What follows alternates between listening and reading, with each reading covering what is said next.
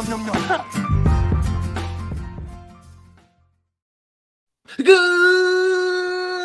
morning, Sac City. Welcome into another episode of the Sac City Podcast.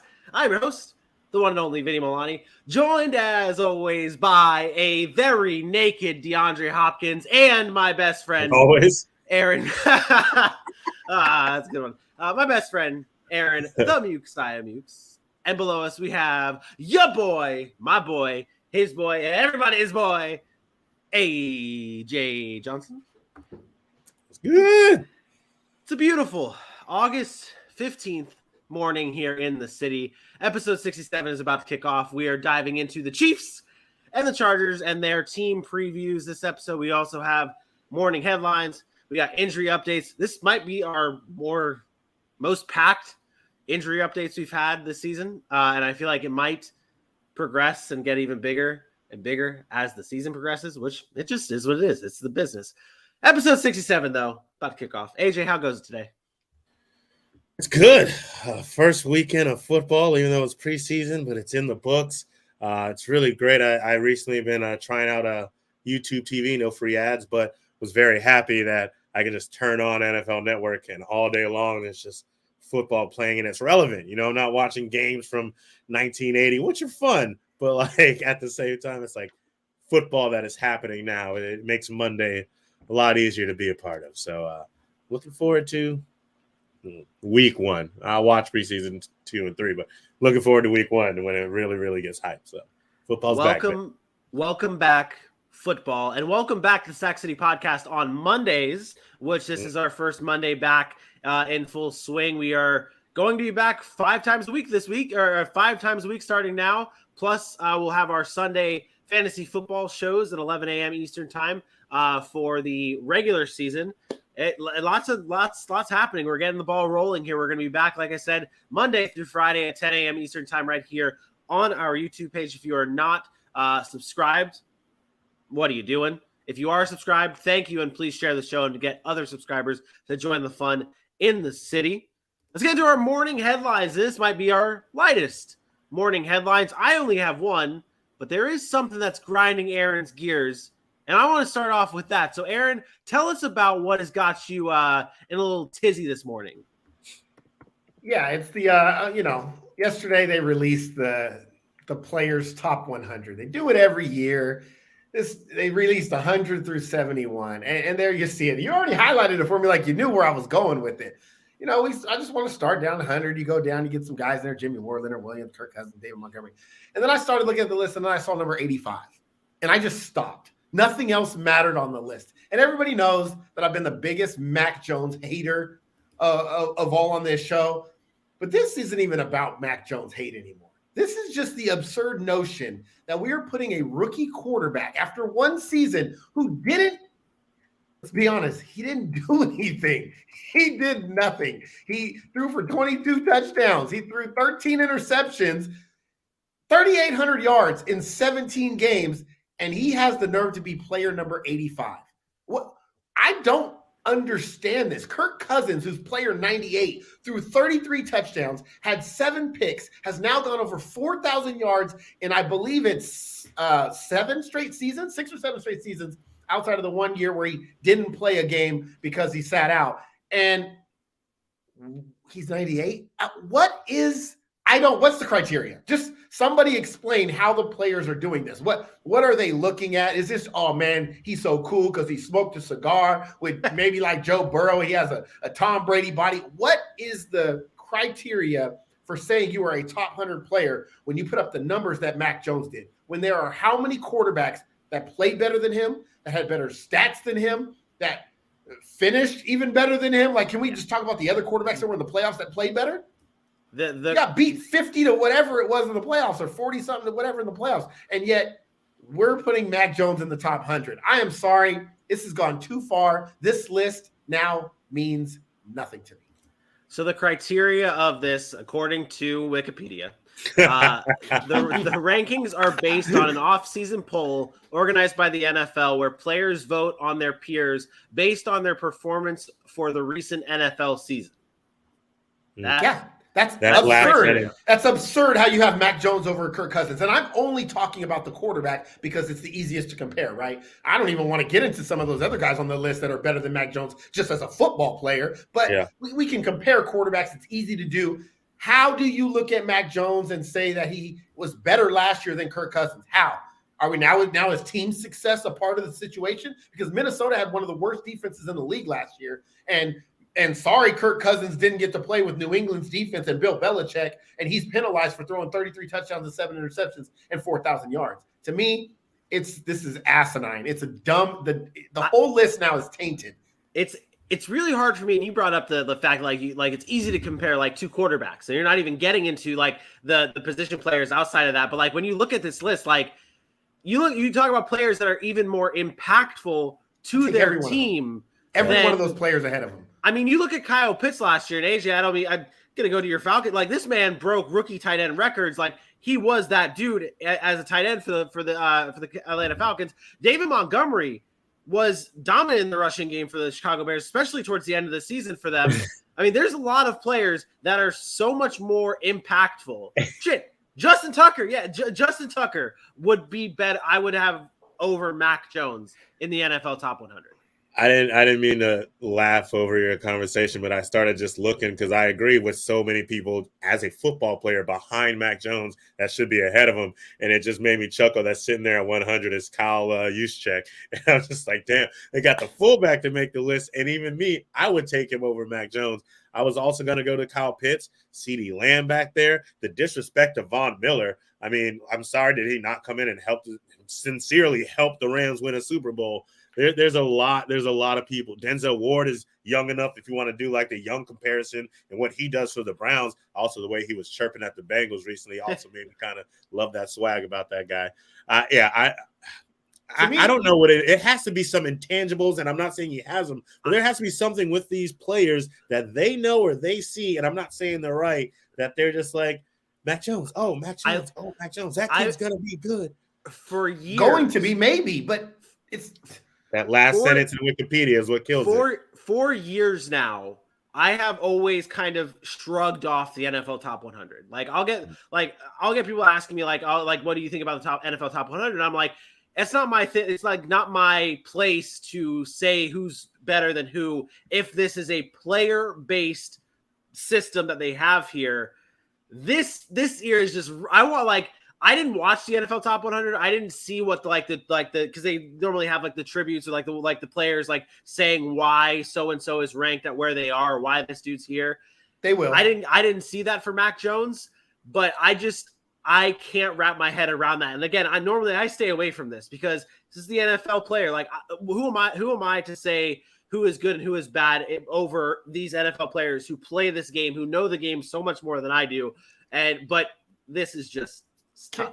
So just to put some context on kind of what I'm saying, in 2021, the list didn't have a quarterback until 83. And guess who that quarterback was? Your boy, Vinny. It was Ryan Tannehill. And that was based on the 2020. But that was based on the 2020 season, right? It was based on the 2020 season. Ryan Tannehill that season threw for almost 4,000 yards, had 33 touchdowns and 7 interceptions. I don't think Ryan Tannehill is in the top 100 of players in this league. But that season, he played like a quarterback in the top 100. My problem here is that it's not that I'm against Mac Jones, them saying Mac Jones is going to be good. That's fine. People have their opinion. It differs from mine. So be it. But if you're going to tell me the criteria is last season, what are you judging that off of? Because it's not numbers. If you're judging it off of success, then how come that is not being judged at every position? Why is it just the quarterback position? So I'm interested to see who's in front of him, because if it's just the quarterback that has the impact on winning, then you can't tell me that Roquan Smith should be up there because the Bears sucked, right? But he did great, but the Bears sucked. So that shouldn't count. Obviously, you have Kirk Cousins back because they didn't win. So what is the impact? Because Cordell Patterson's up there, and he had a great season. But did Atlanta win because of it? No. All those guys ahead of him aren't winning on winning teams. But the fact of the matter is they are impactful players, and then you can see the talent. To me, this is about talent and what you bring to the table as a football player. And Mac Jones brought 22 touchdowns and 13 interceptions and barely threw for 3,500 yards in 17 games. And that is a mediocre, at best, quarterback play in this league today. At best. He threw a game. Oh, my God, I'm going to go crazy. He had a game where he threw 2 passes, okay? Because the coach didn't trust him enough to go win a game. I don't care how windy it was. They didn't trust him. He threw 2 passes. He threw Tim Tebow stats. Tim Tebow shit. And we're going to say he's in the top 100? Get out of here with that. This list means nothing to me. I probably won't even look at the list the rest of the time except to see what quarterbacks are ahead of him. That's it. And where they kind of stack up. But outside of that, this list, it lost it. It lost me. At this point, I just want to look to see how much more absurd it can get. I mean, why not? Just to find out. I was actually okay with all the other things so far. Quarterback tends to stand out the most. It's hard to gauge players against each other. I'm okay with the guys they have on this list so far based on last season. Would you have been more okay if Mac Jones slotted in that 99 spot over Kirk Cousins? Like you basically swapped those two. Would you have been more? You'd be more okay with that, right?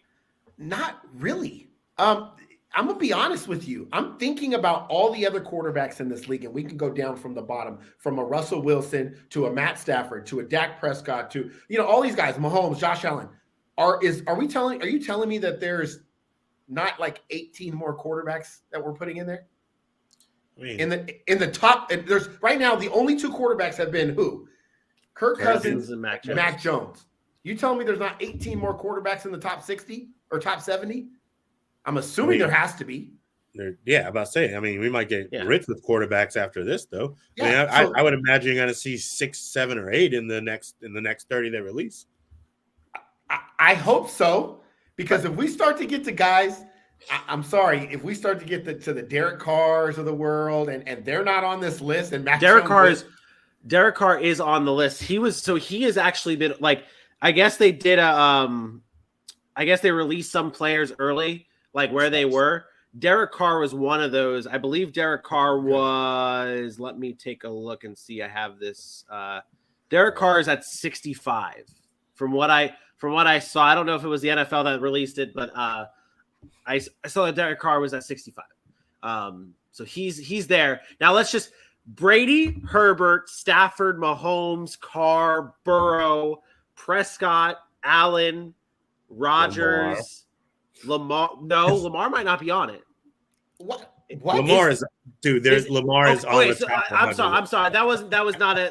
I just jerk. That was a knee jerk reaction of like he was hurt last season, so maybe he's not on it. Okay. Like, see what you're saying, but if we're talking about the players, for sure. Then you have Lamar. Even with the little bit of time Lamar played, they would put him on the top 100 because for those games, he's that much better than so many. He played 12 games last year. No, I know. He had them at 8-3 before. Like, if they don't put Lamar on the list, that's my point. Like, what he was hurt half the year, playing hurt, didn't play the whole year, and he still put up the same numbers as Mac Jones. Like, would you have Carson Wentz over Mac Jones on the quarterback rankings? Based on last year, I would. As crazy as this sounds, I would. Yes. 27-7, yeah. Based on last year, yes. Yeah. And it's crazy because you know me, again, I'm the biggest Carson Wentz hater, but based on last year, absolutely. Like, I don't understand where this Mac Jones. Again, you can like him, people can like him all they want. I don't understand it at all. I just don't. Yeah, the numbers did not say that he deserved to be in the top 100. Yep. Yeah, I agree. Speaking of Lamar Jackson, though, there is one other morning headline that he actually had our one spot for a morning headline.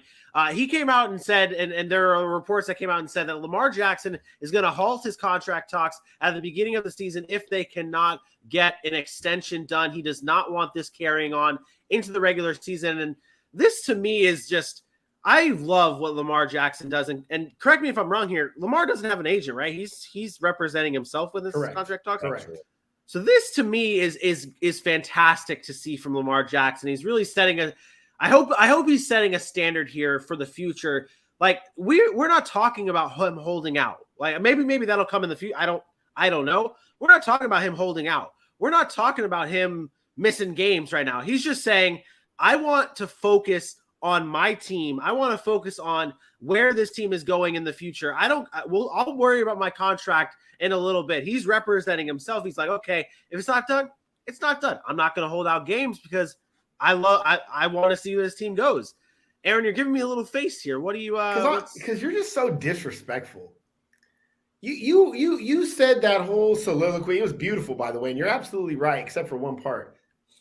He didn't set any precedent. He didn't set no standard. Dak Prescott did this 2 or 3 years ago when his contract. I didn't say no. Yes, you did. Yes, you did. You said yes, you did. You would like to see more players because Lamar Jackson's kind of starting this. No, Dak Prescott did this 2 or 3 years ago when he wanted a contract. Didn't get one, didn't hold out, didn't do none of that stuff. He played on and he just played it out, and then he knew he was going to get paid. You know why? Because he's just like Dak Prescott in the fact that he trusts himself. He trusts the process. He knows what he's capable of.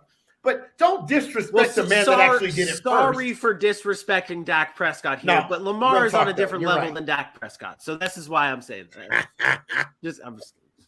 No, you're right. Lamar Jackson is doing something that we don't see happen very often in the NFL, which is he has a huge injury risk by the way he plays the game of football. And he's saying, you know what? I trust the process. I trust the Baltimore Ravens organization and myself as far as getting this done. Maybe it's not happening right now. Maybe things need to be maneuvered around or whatever. But I don't think there's any doubt that Lamar Jackson will be a Baltimore Raven long term.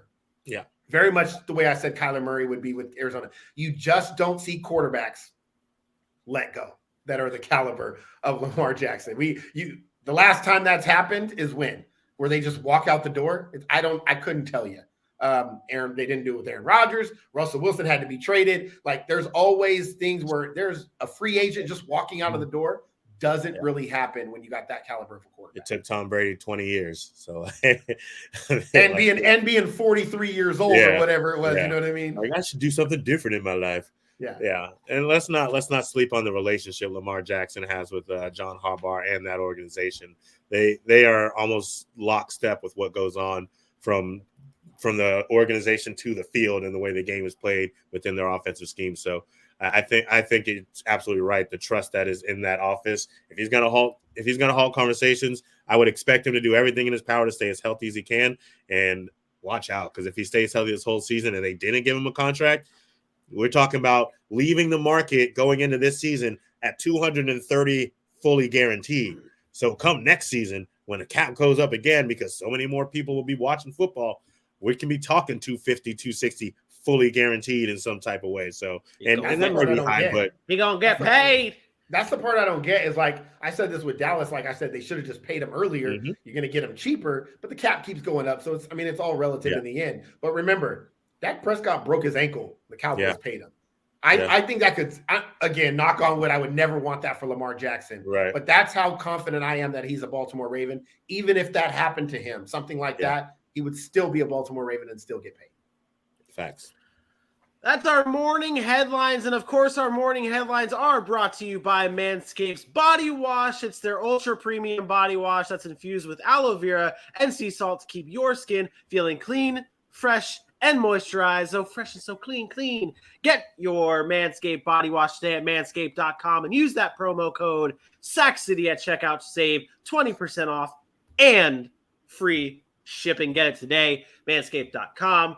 Aaron, injury report. Let me hear it.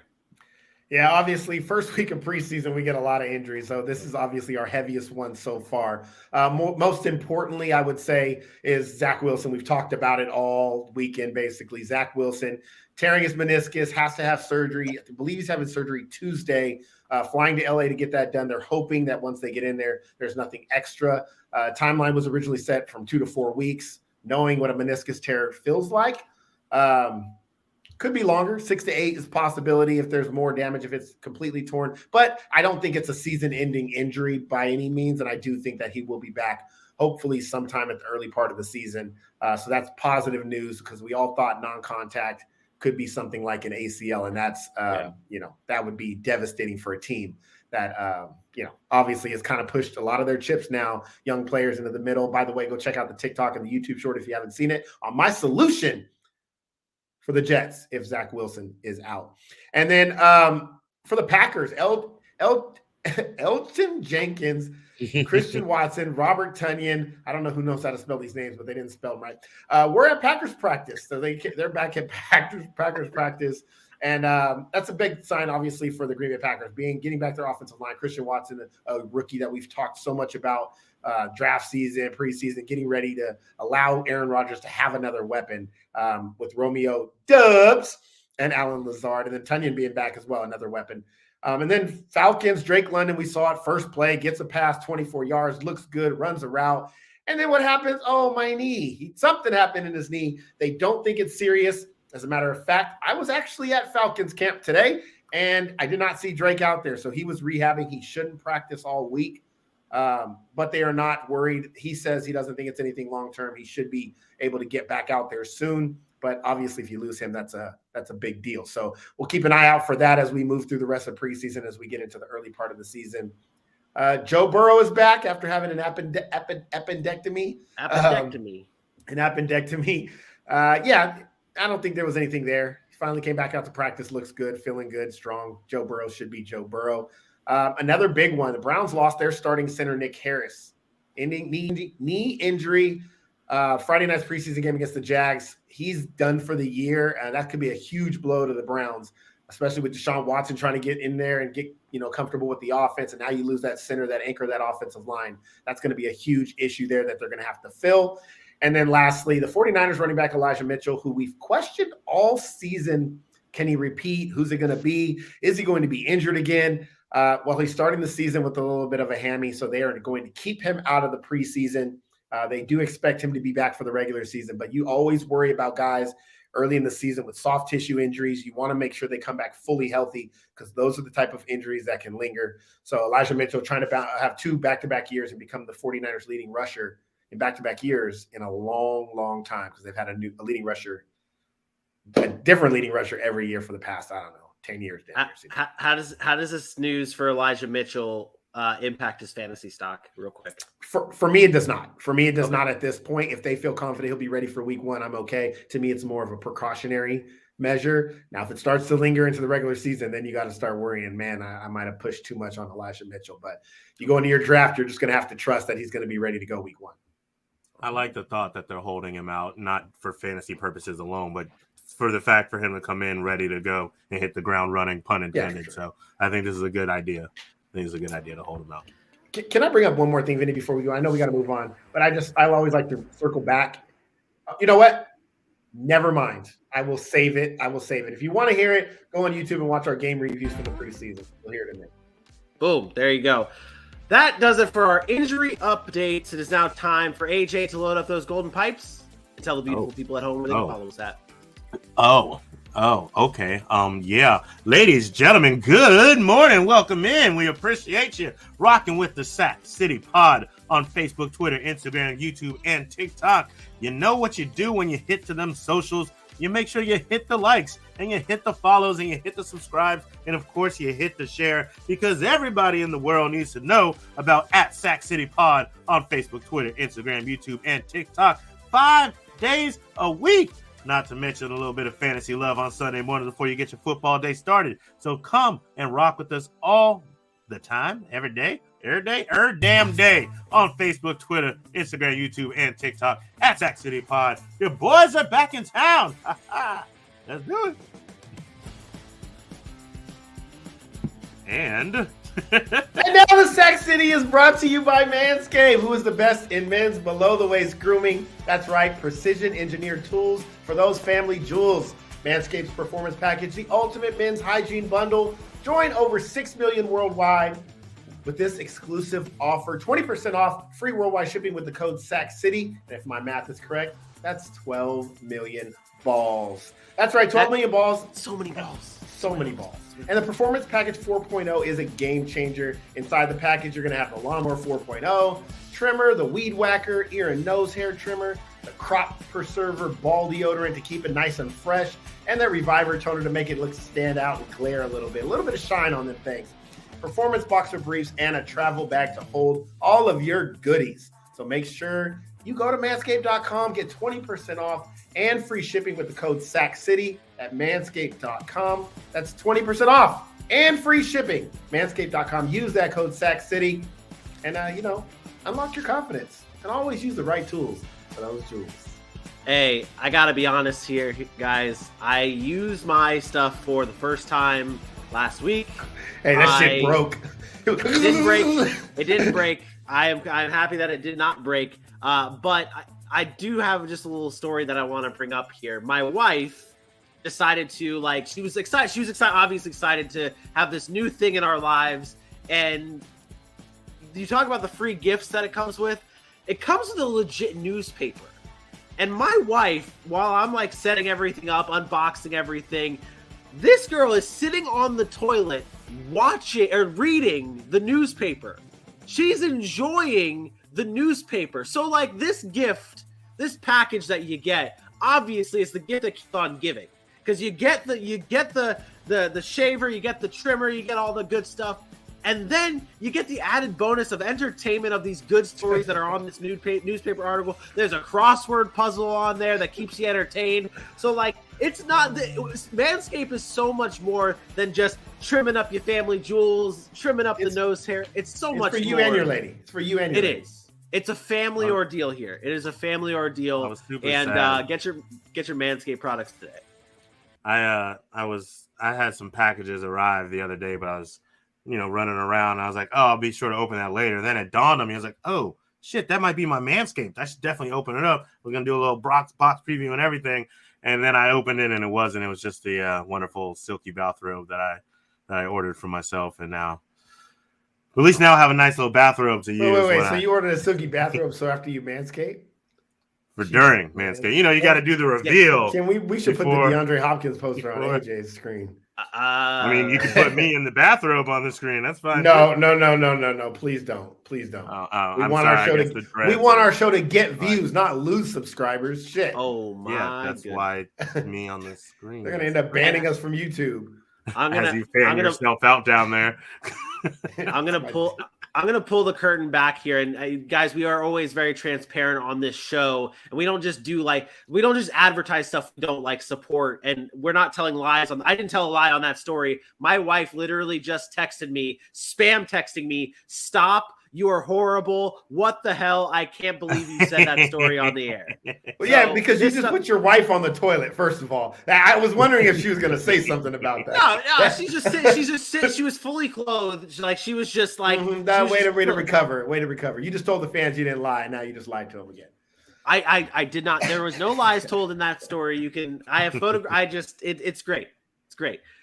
Shop Manscaped, 20% off, free shipping as well. There it is. Let's get into our team previews here. If you're new to the show, we are breaking down all 32 teams of the NFL. Team preview, offense, defense. We've got prop bets. We've got what to watch for, schedule, record predictions, and our Sack City preseason rankings. Tonight, we are doing the Chiefs and the Cardinals. We've already done the Broncos, Cowboys, Chargers, Raiders. We've done a lot. We've done the Bucks. We've done a lot already. Check it out on YouTube now if you've missed those episodes. Huh?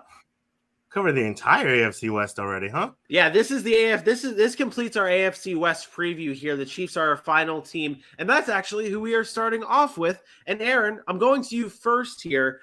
You are probably the most proud supporter of the Chiefs on this show. You are very the Chiefs are that team. They trust them through and through, especially this offense led by Patrick Mahomes.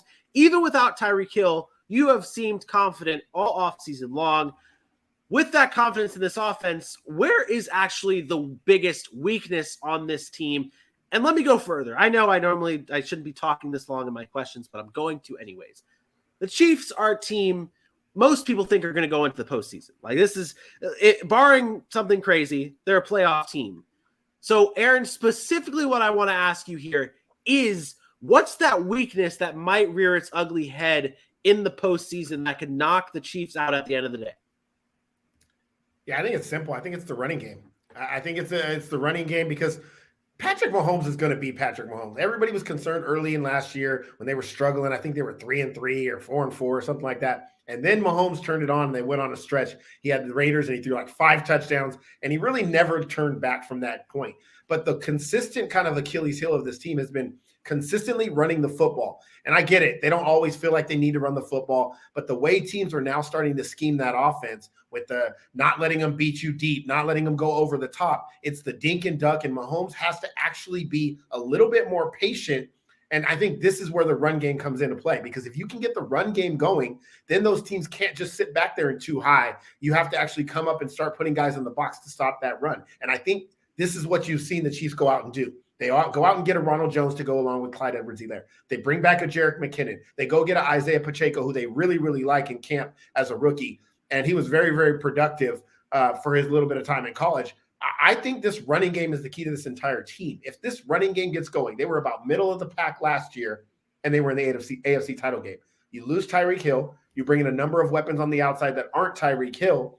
But if your running game doesn't improve, I don't know if they can get to that point again where they're in the NFC or AFC title game to try for another trip to the Super Bowl. I think it's all in the running game. I think it's Clyde Edwards-Helaire. I think it's Ronald Jones. And I also think it's Patrick Mahomes.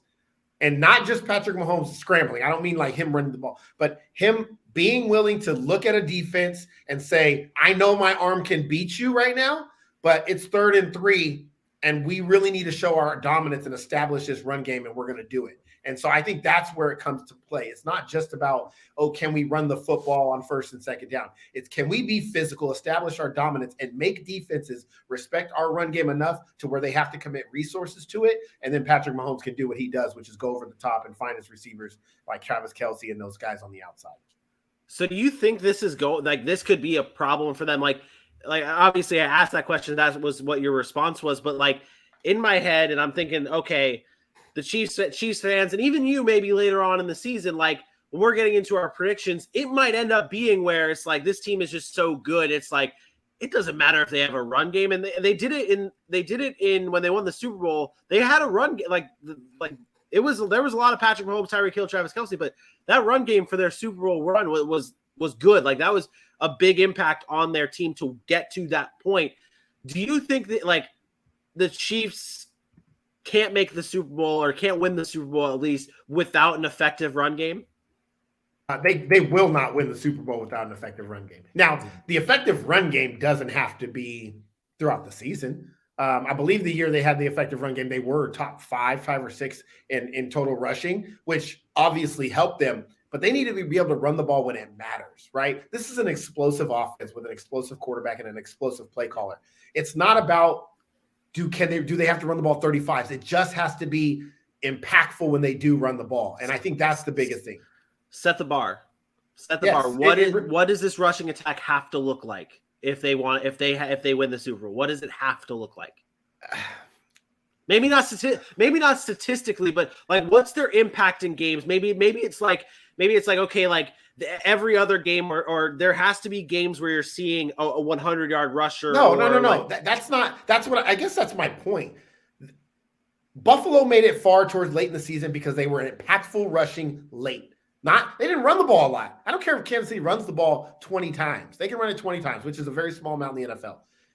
If they run it in situational downs that keep drives alive to impose their will, when they need to milk a clock late in the game, can they just go out and do that and not rely on Patrick Mahomes to get back there, drop back, and make these plays? They have to be able to impose their will when they want to. Again, it doesn't have to be all the time, but when Andy Reid says, hey, I need 2 yards right here and run it down their throat, they have to be able to get that 2 yards. They can't just go off the field. So I think it's more about how impactful those runs are than the amount of times they run or if there's a 100-yard rusher, because I don't anticipate them having 100-yard rushers. CEH is not going to go for 100 yards every week. They mix guys in. It's going to be a running back by committee with maybe he's the lead guy, but there are going to be other guys rotated in there. It's just about what you do with the volume that you put out. So can you go out and get me yards when I need them the most?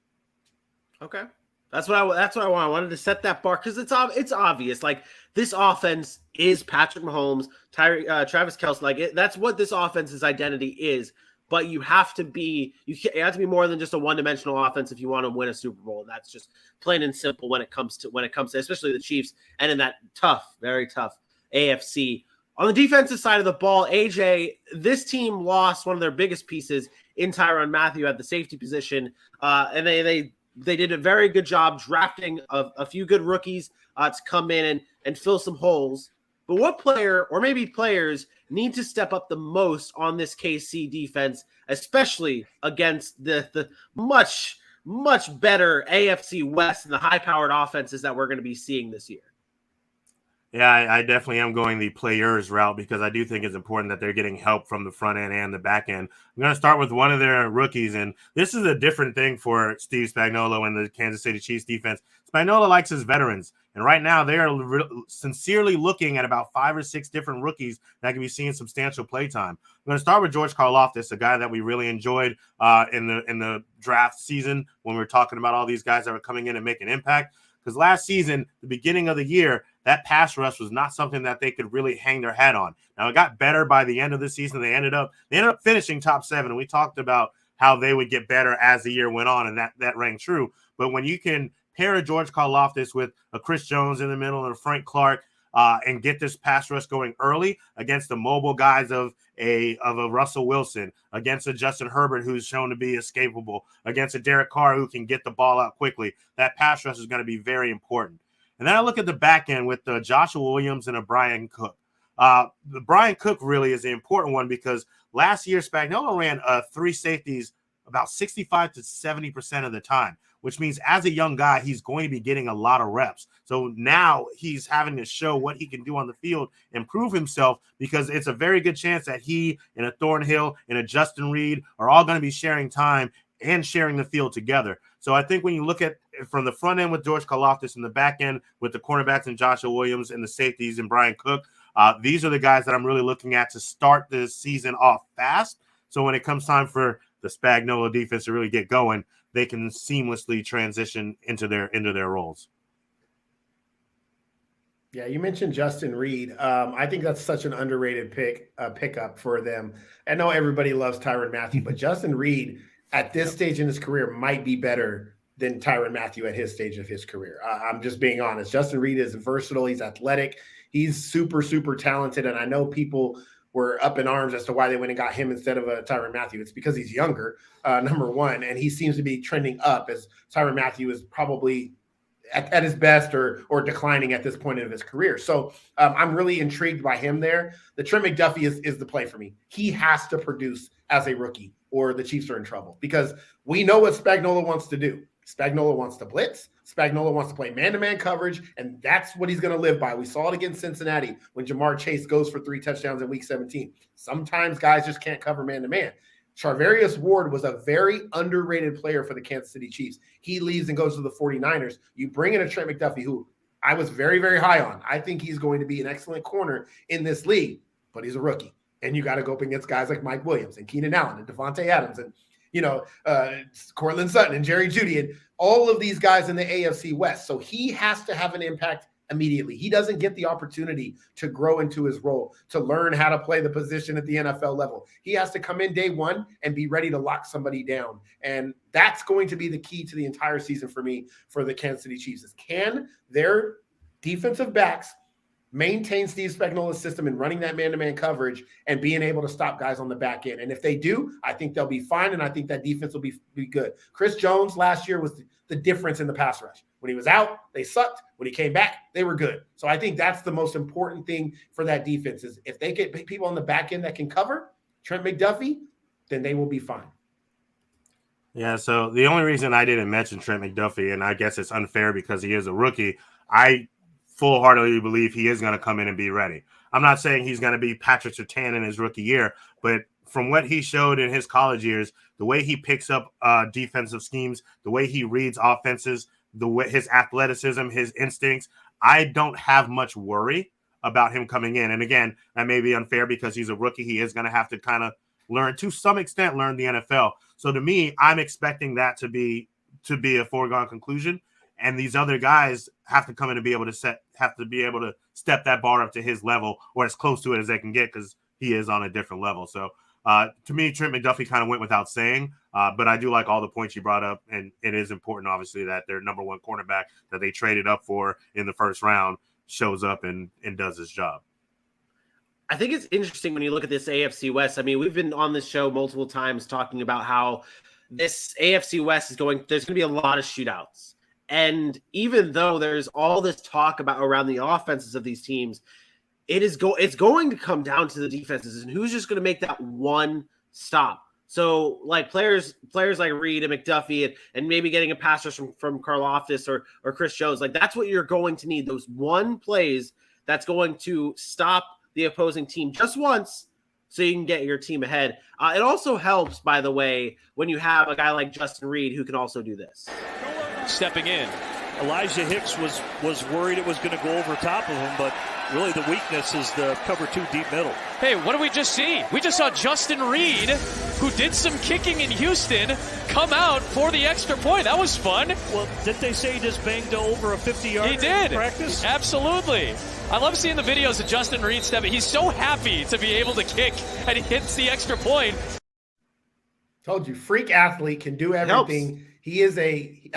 I'm telling you, people are going to be surprised because he wasn't known. He played in Houston, but that dude can play football. He's a super athlete, and he's just a really good football player.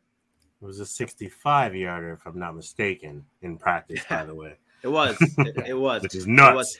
Which is nuts. Aaron, was what you just said though? You're like what you're watching for this season with the Chiefs, or is there maybe a deeper site that you have your site that you have your What are you watching for this season? Yeah, I was gonna go with that point, but I thought AJ covered a lot of the defense pretty well. So, but then I thought about it. What I'm watching for the most is the conversation around Patrick Mahomes. 2 years ago, Super Bowl, MVPs, all this stuff he's got, wins Super Bowl, 4 straight AFC title games. Patrick Mahomes is the man. Patrick Mahomes is the guy, best quarterback in football. And then we forget. Then he struggles at the beginning of last year, and it's like the whole world forgot how good this guy was. So then they start talking like, oh, maybe he's not there. He's got to stop turning the ball over and blah, blah, blah, blah, blah. Then he turns it on again, and it's like, there's that guy we like so much. Now you lose your best weapon in Tyreek Hill, the most electric man probably in the NFL with the ball in his hands, and now you lose him. And now you bring in a bunch of guys that really couldn't latch on anywhere else. Juju Smith-Schuster out of Pittsburgh, Marquez Valdez-Scantling out of Green Bay, Sky Moore, the WNBA star, a rookie coming in from Western Michigan. Sorry. Yeah. And so, and then obviously you got your staple in Travis Kelce. I want to see what Patrick Mahomes looks like this year. And I'm sorry, I watched one drive in the preseason, and it was against the worst Bears team. I mean, we probably have seen it in a long time. But you know what I saw? That Patrick Mahomes is the best quarterback in football, and I still don't give a shit what anybody else says. Love Josh Allen. Love Justin Herbert. But we can go back to last year, and I still remember that overtime game with Buffalo and what Josh Allen did, and I was like, man, this dude's crazy. But every single time, here comes Mahomes, and he answered. Every single time until he won the game. And so I'm not ready to back off of the Mahomes is the greatest quarterback talent that I've ever seen. And I said that before, and I'll say it again. He is the best quarterback talent that I have ever seen throw the football. And I'm not ready to back down off of that yet. There's some guys that are trying to creep up on him. But I'm looking for that this year. I'm looking for him to say, you know what? I don't need Tyreek Hill. I'm still going to throw 45 touchdowns. I'm still going to take this team to an AFC title game or a Super Bowl. And I just got rid of arguably the top 3 receiver in the league. So you brought up though, and this is just going to transition into this no matter what. You brought up though that there was a point last season where maybe not you, because you were not maybe. Don't say maybe. I never. You were never against it, but at some point last season, there was a time where there was some dogging of Patrick Mahomes and the Kansas City Chiefs. They were still winning games, but they weren't doing it in like typical Chiefs fashion. They were grinding out wins like against like the New York Giants, for example. Like there were a lot of grind out type of wins.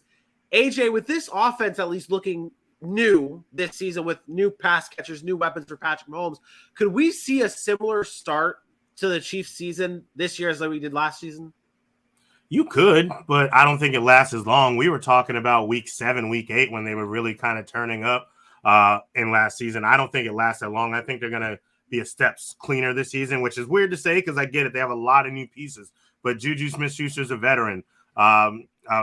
Marquez Valdez-Scantling played with Aaron Rodgers, another work ethic type of guy, another talent that we always compare to a Patrick Mahomes. When I look at the start for them, I think they come on pretty quickly. Maybe they lose 2 or 3 to start. in that area, but I have them. Oh, I can't tell you my record prediction yet, but I have it pretty decent. I have them with a pretty decent amount of wins, even in this tough AFC West. So, with that being said, I don't think we're looking at them in Week 7 like, well, it's not their year for the Chiefs. Well, that's what happens when you lose Tyreek Hill. They're just not going to be able to win his games because they don't have that game break. Stop. That's not the case. They're going to be deep into the playoffs once again, and we'll be yelling at a lot of haters. Well, if they go 3-3, though, if they go 3-3, mark my words, that will be the conversation. And that record, that schedule right there, they could go 3-3. They could go 3-3 with that schedule. And if they go 3-3, that is exactly what the media will talk about. And you want to know why? This is the New England Patriots of when they were winning Super Bowls all the time. Every year they started 2-2, 3-3 or something. And, this is the end. Dynasty's over. This is the NFL. The best teams get better late in the season. It would not shock me if the Chiefs come out trying some new things, trying to figure out how they want to run this offense without Tyreek Hill and struggle a little bit. Wouldn't shock me. But I guarantee you one thing. Andy Reid is a great coach, and Andy Reid will figure it out. Patrick Mahomes is a great quarterback, and he'll figure it out. So I just don't want to hear it. At 6 weeks, when people are going to start talking, oh, no, they're in trouble, I'm going to do exactly what I did last year, and I'm going to fade them. I'm just going to every time just, nope. See, the difference in the big difference this season, though, and of course it's all based on what we see on paper. You look at those first 6 games, every one of those are people we are talking about as very deep playoff runs, if not Super Bowl contenders. So the first 6 weeks, Arizona with Kyler Murray and his new contract and their high-powered offense, yes, no DeAndre Hopkins. Los Angeles and what Justin Herbert did last year, we expect them to take a step forward. Indianapolis was crowned last season, but they had Carson Wentz. Now they have Matt Ryan. Tampa Bay, Tom Brady will obviously be back. We get it. Las Vegas now has Devontae Adams. Buffalo Bills, we're talking about Super Bowl contenders. If they go 3-3, that's a respect level in all honesty. That wasn't any different than last year. Tennessee. Last year they started with Cleveland. Last year they started with Cleveland, who was coming off that playoff the year before. They barely beat Cleveland 32-29. They played Baltimore. They played the Chargers. They played the Bills. They played the Titans. They played the Eagles. All playoff teams. The one game everybody looked at was the Commanders when they kept it close until the end, and they blew out the Commanders in the long run. Right after that, they played the Packers. So it was good teams last year, too. They just didn't look the same because they weren't scoring 40 points and Tyreek Hill wasn't catching 80-yard bombs every week. They had to dink and dunk down the field. The offense didn't look great, but like Vinny said, they were finding ways to win games.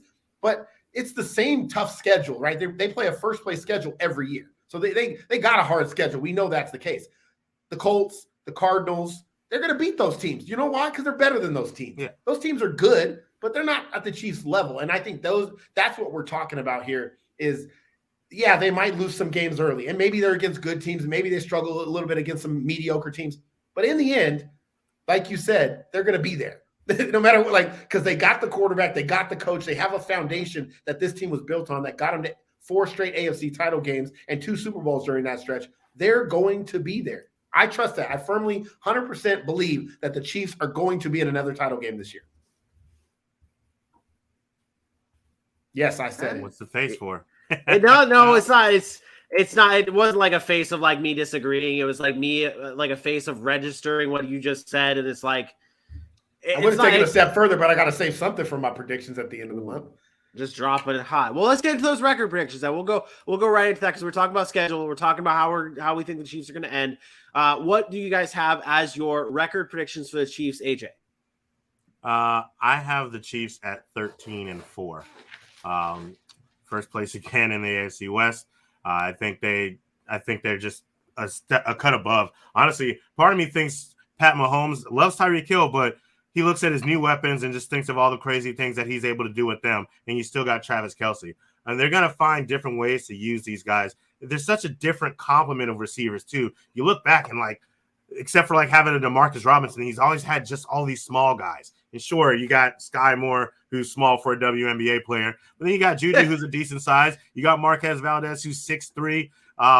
Unfortunately, Justin Ross won't be there again because he's Mr. Unbreakable, but Mr. Glass or whatnot. But I think he looks at these weapons and just gets kind of excited. I think you're going to see that translate into some wins. So I have them at 13-4, and I'll be excited when I can prove everybody right. Aaron?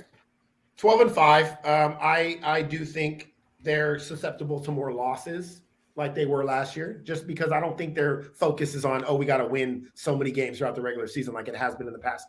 Chiefs are championship or bust, right? That's really what they're looking at.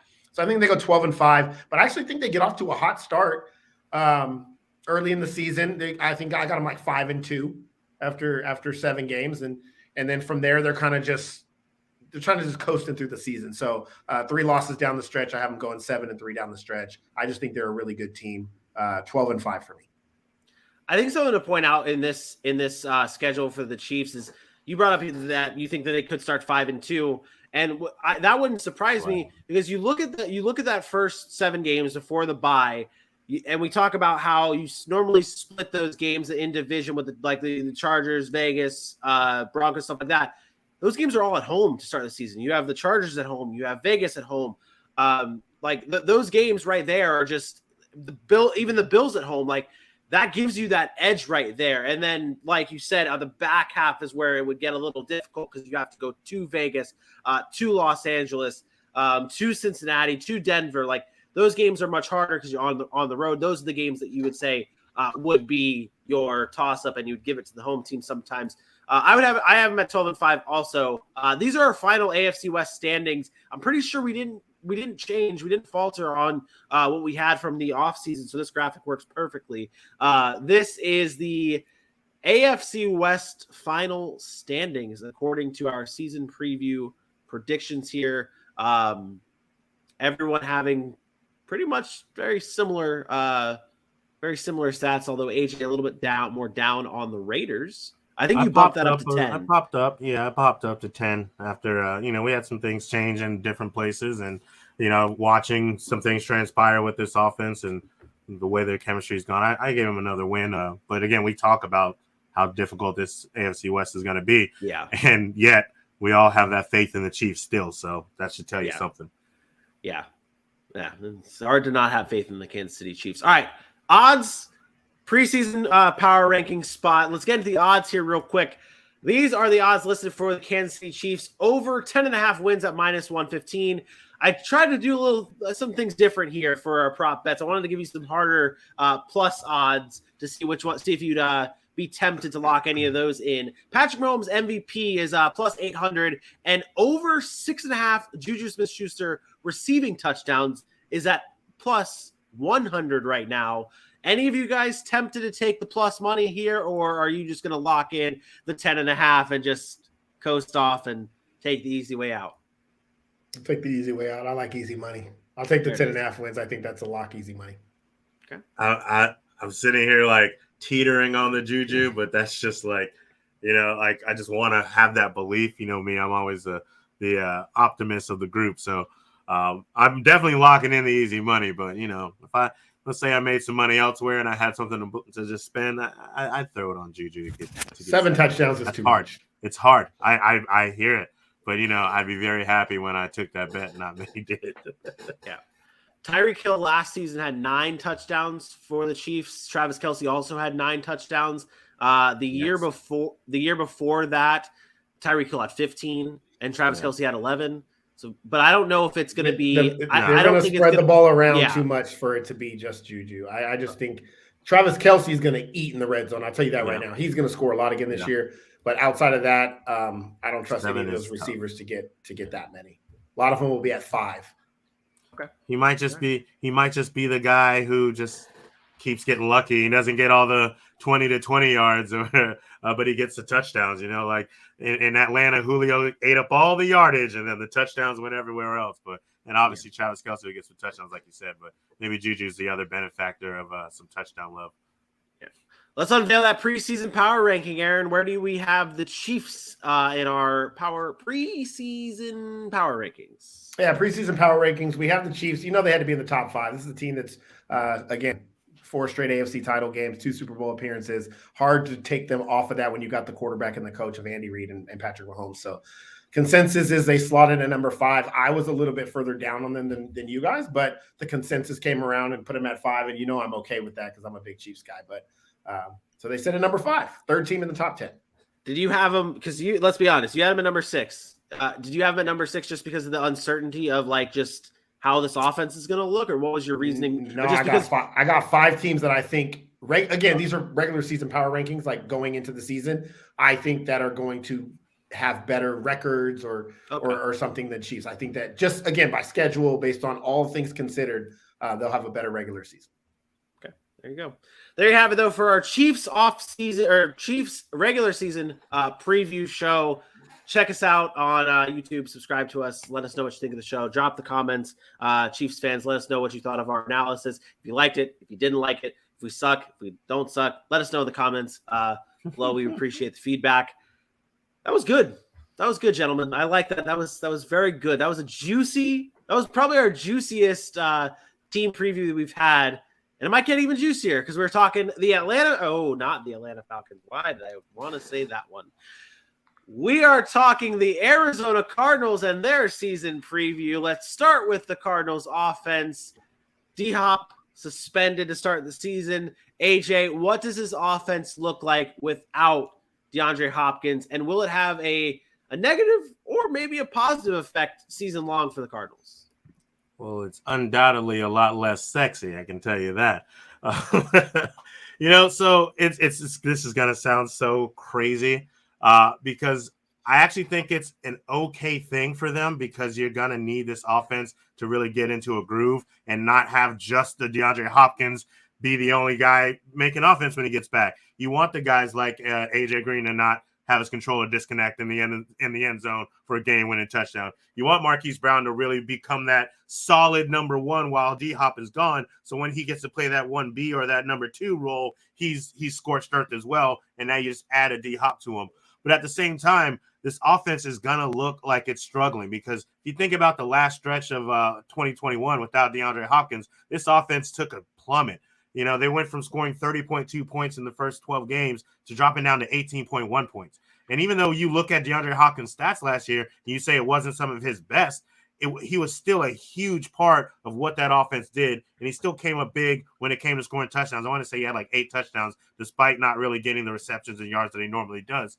And then what he does to draw the defense, you still respect the DeAndre Hopkins when you are lined up against him and when you have to scheme against him, which allows for some of these other guys to do some big things. So I do think it's important that while he's gone, a lot of these other weapons get going. Marquise Brown specifically, I think these tight ends need to get used. Zach Ertz and the new addition of Trey McBride, I think he's going to show some talent as well. But obviously they can't wait till DeAndre Hopkins gets back in week 6. And if they can put together even a 500 record before he gets back, they should be in good shape.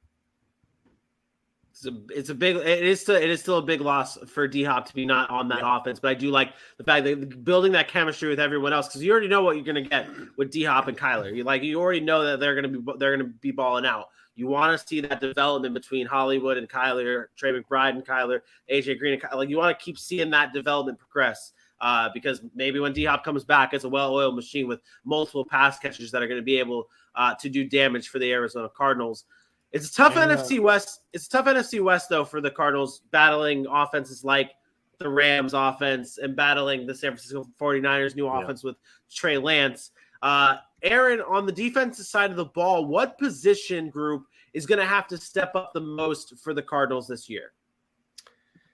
Yeah, I think it's the front. I think it's the defensive front. We talked about the loss of Chandler Jones, right? That's the biggest thing we look at. They still got a J.J. Watt there who's a little bit older, but that defensive front looks a lot different now. Rashad Lawrence there, Zach Allen, Dennis Gardeck. Like we're not too excited about these guys. So outside of J.J. Watt, who is really going to be that guy that's going to be able to get to the quarterback? You hope guys like a Cam Thomas as a rookie can come in and be effective. Their back end actually didn't play very bad last year. They were a team that was really good against the pass. They only gave up about 3,800 yards last year in the air, but they have a lot of inexperience on that defensive front line. And if they can't get to the quarterback, that puts a lot of tough situations on that back end to kind of hold up throughout the season. So I'm looking directly at the pass rush. Can they kind of find somebody to replace a Chandler Jones and get to these quarterbacks, a Matt Stafford, a Trey Lance, who's going to be running all over the field? And then obviously you got the 2 over there in Seattle, which might not be as hard to get to, but again, still trying to find ways to generate that pressure so your defense can go and make plays. Because I don't think the offense is going to be a problem scoring points for the most part. I do think the D-Hop loss is a thing, but overall, I think their offense is built to score points. But if they don't have a defense to stop anybody or can't get to any of these quarterbacks, then they're going to be in for a long season. Something's off with this team, and I don't know. Let me look in the doc here. I'll say it now because I don't have the what to watch for thing. But I was excited about Arizona last year. That excitement has fallen off tremendously for me. Like, I love Kyler Murray, and I think he could be a great quarterback in this league. But I'm not very excited about the Cardinals. I thought they would make a run and take that step last year, and they did. And then they kind of faltered at the end. I'm like, okay, they're building. But I'm looking at the roster.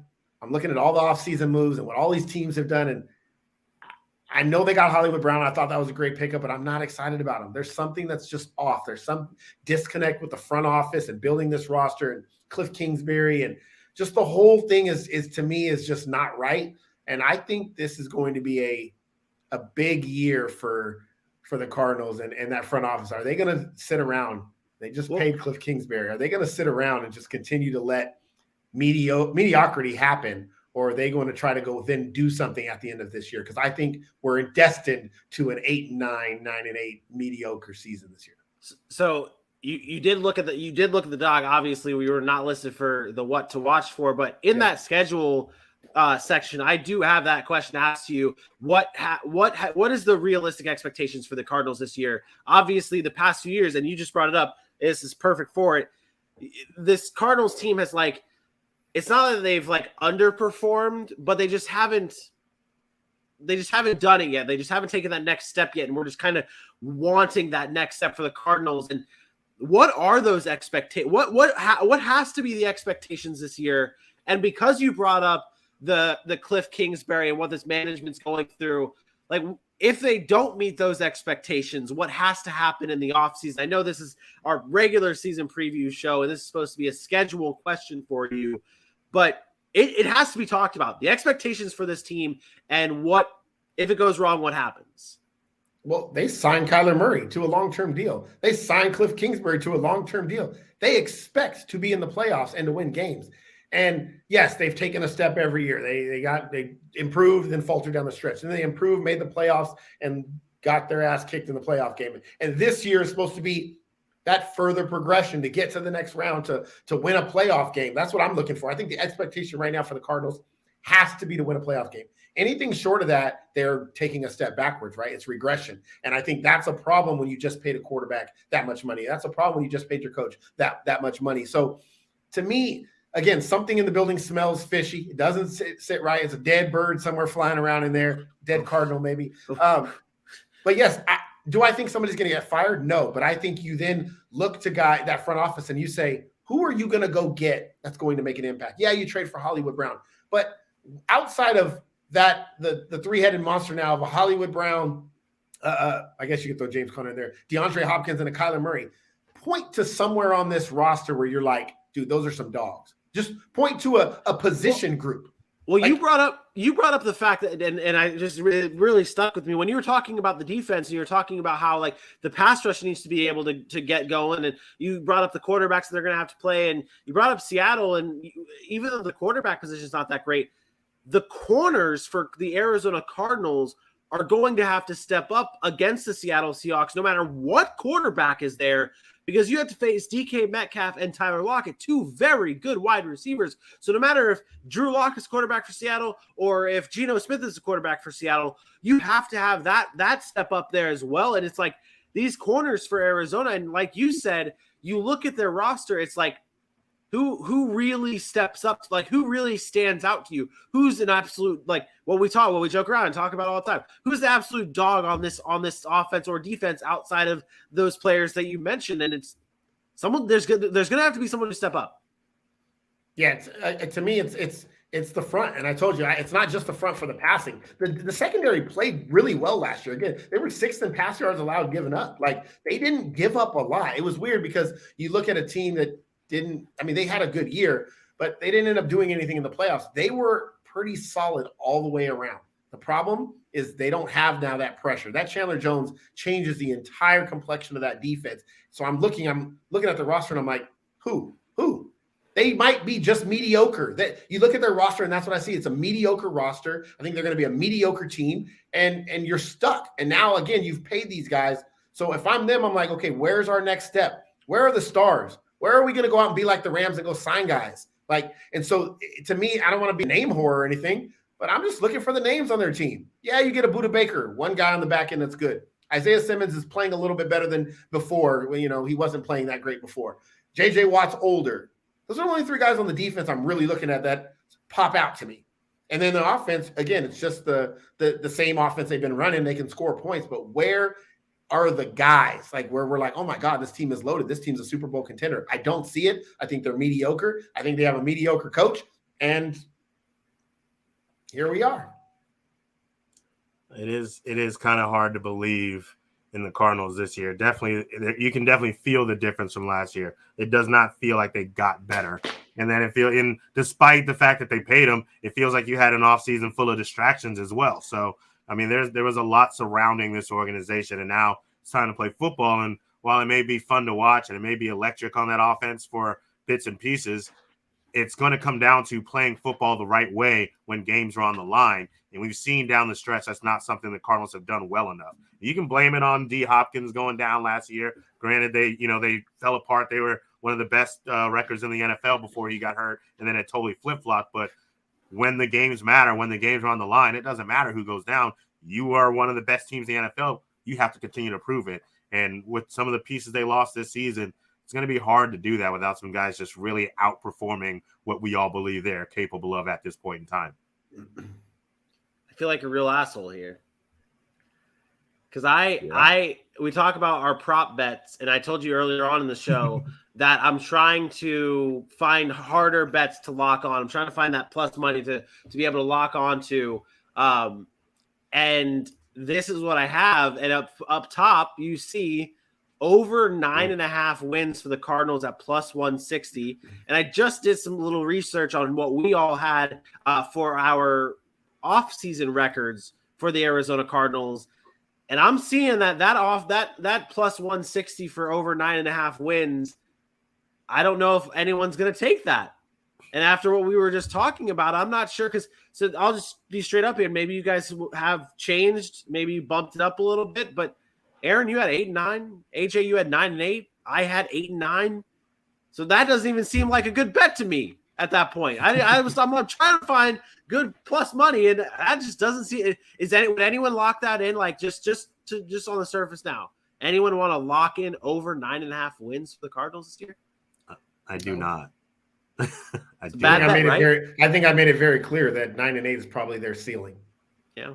All right. Yeah. Well, that's it's Conrad get over 25 touchdowns. Yeah. That too. But okay, yeah. So over 25.5 Kyler Murray passing touchdowns at minus 115, I should say, and over 6.5 Hollywood Brown receiving touchdowns at plus 100. With the way we're feeling about the Cardinals here as overall is just the easy bet to just go with the minus money right there and over 25.5 Kyler passing touchdowns and move on. I'll take the under on everything. Wow. Okay. Kyler Murray won't throw for 25 touchdowns. Hollywood Brown won't get more than 6.5. James Conner's too much of a factor around the goal line. Kyler Murray's legs are too much of a factor around the goal line. He might have 35 touchdowns total. 10 of them rushing. That's the thing. Last season he had 24 total passing touchdowns. Mm. The year prior he had 26. His rookie year he had 20. Yeah, so he's only gone over 25 once. That's about what he's going to be because his legs are too effective in the red zone. They run a lot of that read option stuff. He runs for a lot of touchdowns. But what about the addition? What about obviously that's just the style he plays, but maybe the addition of Hollywood Brown, and then eventually when D-Hop gets back, you have 2 pass catchers that can bump up those passing touchdowns. Maybe that's the direction. Are we sure Hollywood Brown is that much better than Christian Kirk? Christian Kirk was effective last year. Like I'm saying, Hollywood Brown. I would agree that Hollywood Brown is better, but as far as being a deep ball threat, that's what Christian Kirk did. That's what Hollywood Brown is going to be in that offense. I don't know that raises any value for me. It's just about his legs. I don't know that Hollywood Brown, as fast as he is, and that's the whole thing about him, I don't know that he is as good as a deep threat for Christian Kirk. Christian Kirk last year, for whatever reason, you just be watching the ball fly, and all of a sudden Christian Kirk is just alone down the field. And I've never seen really Hollywood Brown just be that good at that. Like, I've seen him have to make some spectacular catches, and he had 6 touchdowns last year. The year before he had 8. 2019 he had 7. So he has been just right around there with Lamar Jackson. And I mean, Kyler Murray, he may benefit from having one of those really good games while D-Hop is gone. That could allow him to get closer to 6, but who knows if that falls off near the end of the season once DeAndre Hopkins is back. Kyler's only had a receiver go over 6 touchdowns once in his career, and then this 3 year, obviously it's a short career, but only had one receiver go over what? To be fair, DeAndre Hopkins was hurt. That's because pointing that's it the out. red zone threat. DeAndre Hopkins is the guy. So it's DeAndre Hopkins, it's James Conner. Those are going to be the touchdown guys. Yeah. And then fair. Kyler Murray with his legs. So not locking down any. You guys are Everything. passing on you're under on everything. I would take the other side of it on everything. Okay. AJ? I mean, I'll put Kyler at 26. I'll put Kyler at 26. He just Locking gets that. Okay, so just getting that one. Just getting that one. Okay. All right. Let's get into these record predictions. Aaron, are you sticking with that 8-9? Yeah, so let me pull out my handy dandy schedule from earlier. I'm whoa, wrong schedule. I was like, they're playing Arizona playing Arizona. Man, it's crazy. That's a loss, a win. Yeah, I have them starting like figured they're going to start 4-4 because you know why? Their average team, they're going to start average. And then down the stretch, guess what they're going to do? They're going to go 4-5. Why? Because they're just below average. 8-9 all the way all together. They'll beat the easy teams. They'll beat the Carolinas of the world. Maybe if Baker Mayfield's not playing very well, they'll beat the New Englands. They'll beat the Atlantas. But those good teams are going to be hard pressed to beat them week in and week out. So I have them at 8-9. I remember. I'm pretty sure I remember. I had them losing to Carolina in week 4. I had them losing that game. Just a little tidbit. I am also sticking at 8-9 for the Cardinals as well, reiterating the same reasoning behind all that. I'm not sold on this. I'm not sold on this team. So yeah, 8-9 will be where I'm at. AJ? Yeah, I'm gonna, since we're splitting hairs there, I'm gonna keep them at 9-8. I was looking back over how I looked at this the first time around, and I don't have them having a win streak at all until they play Minnesota and Seattle. Everything else is a win, a loss, a win, a loss. They can't get over the hump and string together some wins, and I think that's going to be the downfall for the Cardinals team, in my opinion. It's a sign of a mediocre team. A win, a loss, a win, a loss, a win, a loss. Oh, you're 8-9, 9-8. Stay tuned for our off-season shows where we're trying to figure out what the solution is to the Arizona Cardinals and how they can actually get to the next level in 2023, but that's long away from now. Let's finish it off. Power rankings for the Arizona Cardinals. Aaron, where are they at? Number 18. So the power rankings, the Arizona Cardinals falling all the way to 18 after last year. We would have probably had all of us probably would have them in at least the top 12 to start the year. We were all excited kind of about the Arizona Cardinals, and this year they're pushed all the way back. I will tell you, I have them all the way down at 20. In my individual power rankings, we came obviously a consensus at 18. So doesn't look like they're a playoff team this year. They're going to be right on the cusp at 500.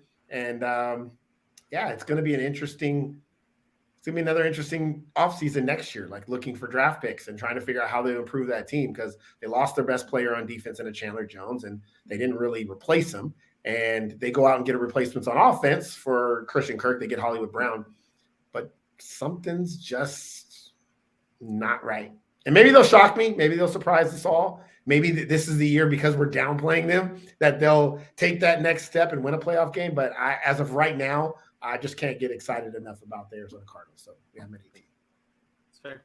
It's fair. And Cardinals fans, let us know in the comments if you disagree with us and tell us why. Tell us why you think the Arizona Cardinals are going to be much better than 8-9 or 9-8, and give us your reasonings for hope for the Arizona Cardinals this season in the comments below. Be sure to share the videos as well if you like what you see, and make sure you hit that subscribe button. That does it though for another episode of the Sac City Podcast. We'll be back again live at 10 a.m. Eastern Time right here on YouTube for another season preview show. Actually, No, that's not it tomorrow. We have another season preview show tomorrow. We've got fantasy on Wednesday. We've got season previews and Thursday night football previews. It's locked and loaded. You're not going to want to be anywhere else but the Sac City podcast all week long. Do you want to know who we're talking tomorrow night? Aaron, wait.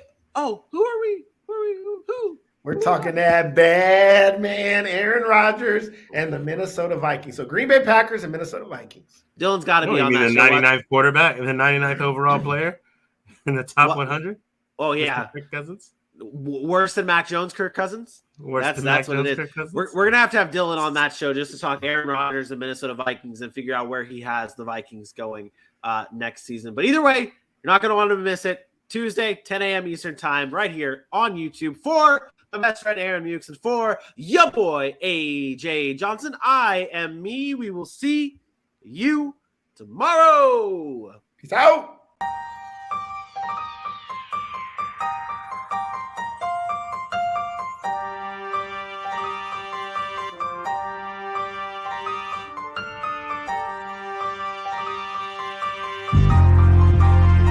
Holla.